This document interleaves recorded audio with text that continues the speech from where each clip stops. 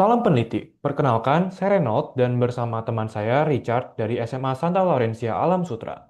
Pada kesempatan kali ini, kami ingin membawakan sebuah penelitian dengan judul Pendekatan Molecular Dynamics berbasis Multilayer Perceptron untuk penargetan angiogenesis pada kanker.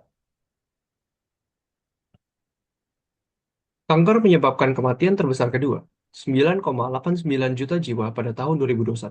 Penyakit ini bekerja dengan adanya mutasi pada sel normal yang membuatnya bertumbuh dan membelah diri secara tak terkendali, sehingga membentuk tumor. Dengan jumlah sel yang bertambah, tentu dibutuhkan nutrien dan oksigen lebih. Di sini, sel kanker memanfaatkan proses angiogenesis atau pembentukan pembuluh darah baru untuk memenuhi kebutuhan tersebut. Salah satu protein yang berperan penting dalam proses angiogenesis adalah PEGFR2. Angiogenesis itu sendiri melibatkan zat-zat kecil yang dapat berikatan dengan protein tersebut, di mana hal ini disebut dengan ligan. Senyawa yang dapat menggantikan posisi ligan alami pada protein tersebut adalah inhibitor, di mana bisa menghambat proses angiogenesis sehingga proses penyebaran sel kanker juga terhambat. Molecular dynamics, atau kerap dikenal MD, adalah proses simulasi interaksi antar ligan, inhibitor, dan protein VEGFR2. Proses melakukan simulasi MD memakan banyak waktu dan biaya komputasi yang ekstensif. Untuk kompleksitas, waktunya adalah O, N, log N, di mana N sama dengan jumlah atom dalam sistem atau ruang simulasi MD. Nobel Prize pada tahun 2024 di bidang fisika dan kimia secara berturut-turut adalah machine learning dengan artificial neural network serta pemanfaatannya dalam desain dan prediksi struktur protein. Hal ini menjadi salah satu alasan untuk mengkombinasikan proses machine learning dengan MD berhubung beratnya biaya komputasi yang dimiliki oleh MD sendiri. Berdasarkan topik penelitian yang up-to-date dan sejalan dengan cita Bapak Presiden Prabowo Subianto, penelitian kami sangat relevan karena kedua topik utama kami tercantum pada list tersebut. Salah satu algoritma deep learning sesuai dengan dataset yang kami miliki adalah regresi multilayer perceptron atau MLP.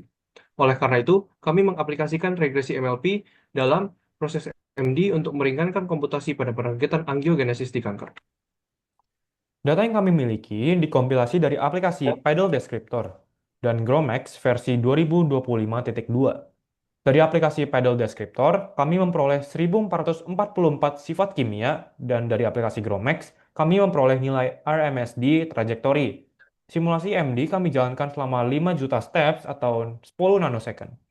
Analisis root mean square deviation atau RMSD dilakukan pada trajektori kompleks, di mana nilai mean absolute RMSD dijadikan variabel Y untuk model regresi MLP.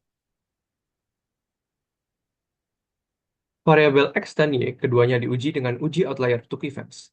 Sejumlah 50 data diperoleh dari hasil MD dan selanjutnya akan melalui proses normalisasi ke skala 0 sampai 1 dengan min-max scaling.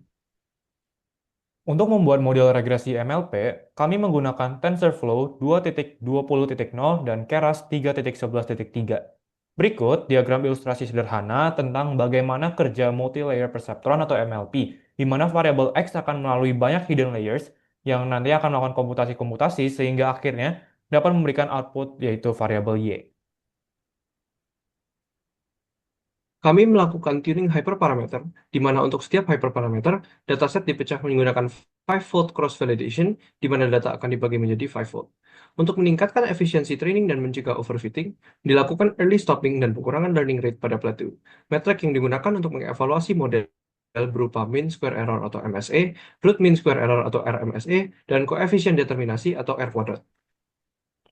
Melalui uji Took Events, kami menemukan tiga data yang menjadi outlier, dan dari tiga data, hanya satu yang kami hapus menurut pertimbangan secara kimia, sehingga data tersisa 49.